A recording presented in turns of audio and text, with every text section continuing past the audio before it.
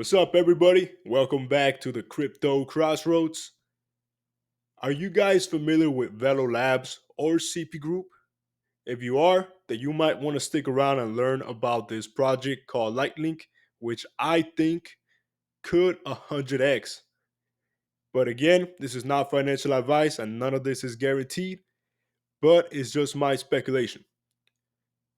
So today we'll talk about LightLink's DeFi wallet and DAO and how the September 7 lunar eclipse could accelerate these developments. But before we get started, do me a quick favor and hit the like and subscribe button so that we could get the show started. All right, guys. So yeah, LightLink is a project that I think could 100x. It's an Ethereum layer 2 blockchain that is very present in Australia with government ties and also present in Thailand due to its CP group connection. And we'll see more developments come across. You guys can actually go to my playlist and check out what I cover on Lightning so far, but it's very bullish connections. Now let's go ahead and take a look at the Lightning website, and we can see that the Beacon wallet is set to launch in Q3 2025.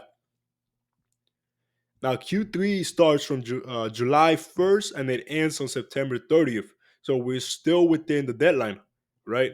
And just as to bring you guys up to speed, this Beacon wallet will allow you to buy and sell crypto, without having to have an actual wallet or a seed phrase. All you have to do is sign in with your Apple, Google, or X account, and then you will also have access to AI agents that could execute a task on your behalf, check your balances, and even send tokens and receive them with zero gas fees, right? And you could also mint NFTs fast and free with a frictionless method, meaning you don't have to worry about the whole sign in on your wallets and seed phrases. So that's one topic we'll talk about. And the second topic will be the DAO. And that is set to be launching in 2025. And I'm assuming it will probably be Q4. But you guys can see that LightLink holders will gain governance power via the DAO, enabling anybody to make decisions such as token burns, buybacks, and ecosystem initiatives such as hackathons and even foundational grants, right? So let me take you guys to the LightLink Twitter post that was posted on May 23rd, 2025. It reads, 2025 is shaping up to be a massive year for LightLink. Here's what we're building next: AI agent ready beacon wallet, OP stack upgrade with Celestia, phase 3 airdrop powered by Galaxy, and the DAO activation. Get ready because we're just getting started. So quickly, let's break down this tweet because there's two things that I think everybody should know.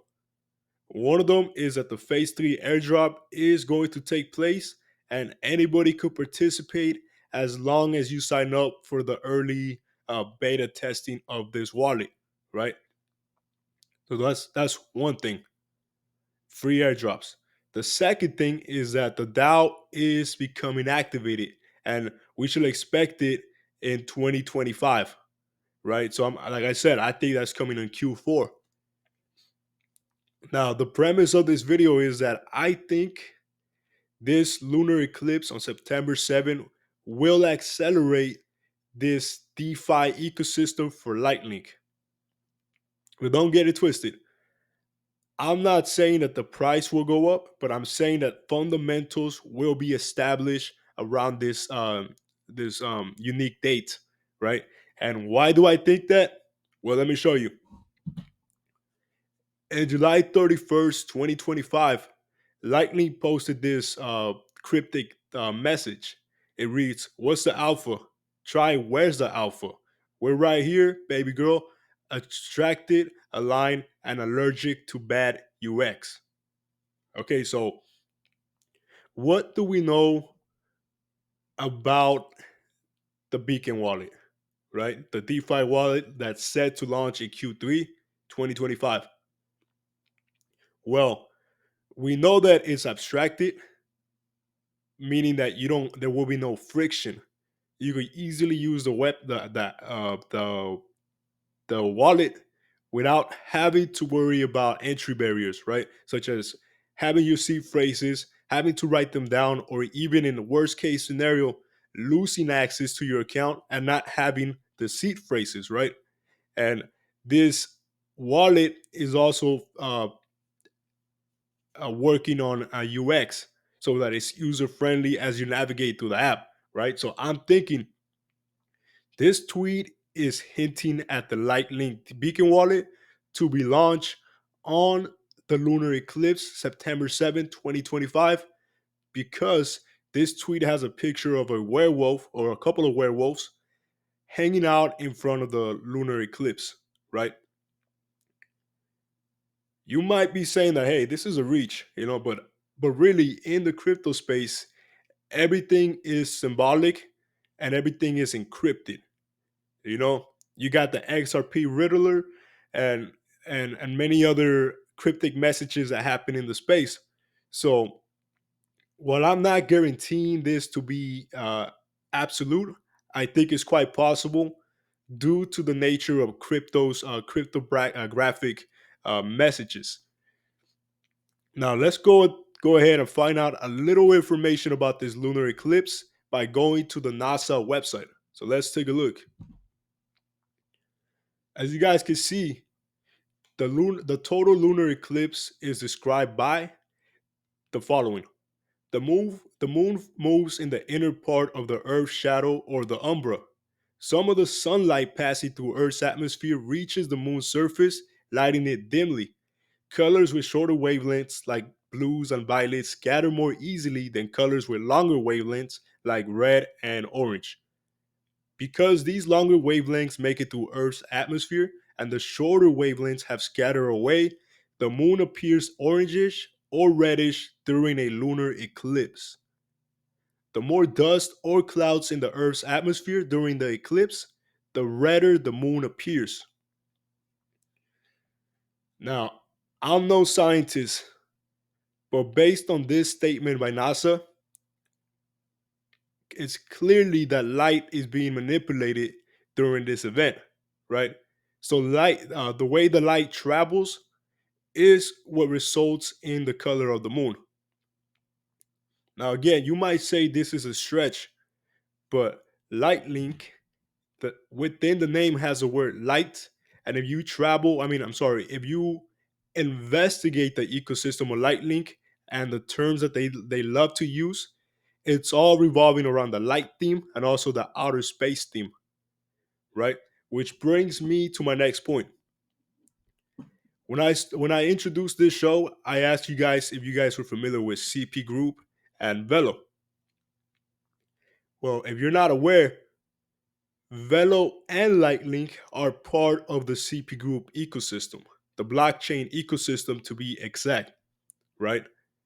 The chairman of VELO Labs, Chachabaji Rabanon, is the co-founder of LightNet, and he is also a family member of the CP Group.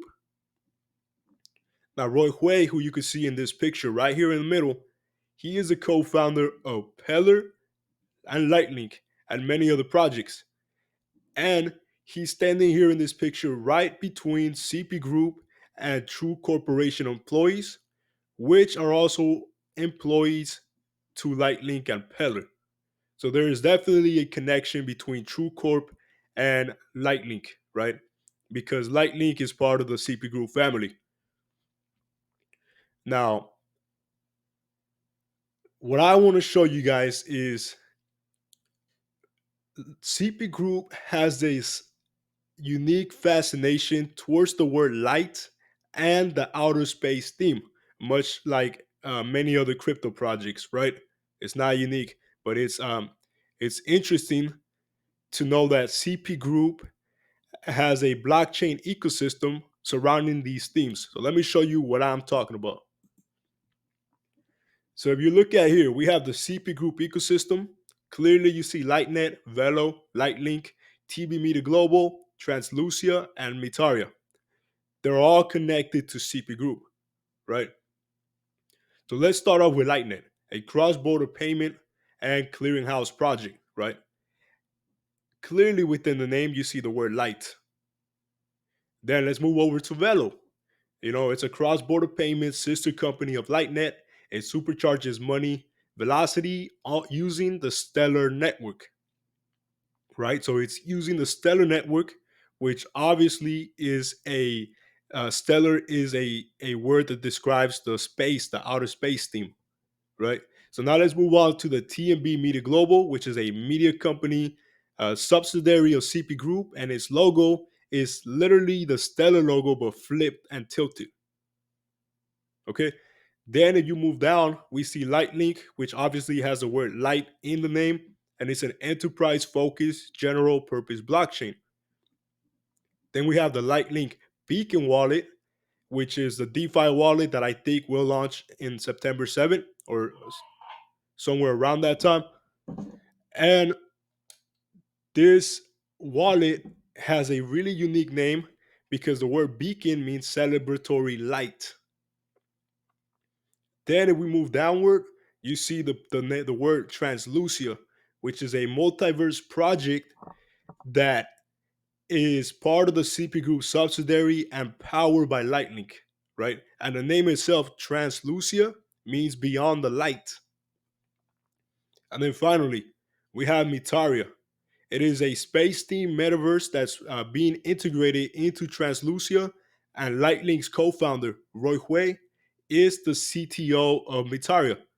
So now, outside of LightLink being deeply integrated into CP Group's ecosystem, we can clearly see the CP Group has a fascination for the word light and the outer space theme, right? Now, I think that the beacon wallet for LightLink is a huge step forward, which will ultimately result in the development or the establishment of the LightLink DAO.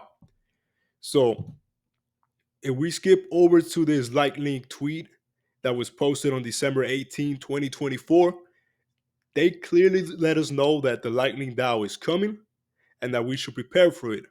And they posted this clip that I'm going to show you. Take a look. You own a LightLink token, feel free to participate in future proposals, vote on the things that you like, and to vote against the things that you don't like, and help us and steer us towards a DAO to shape the future of LightLink.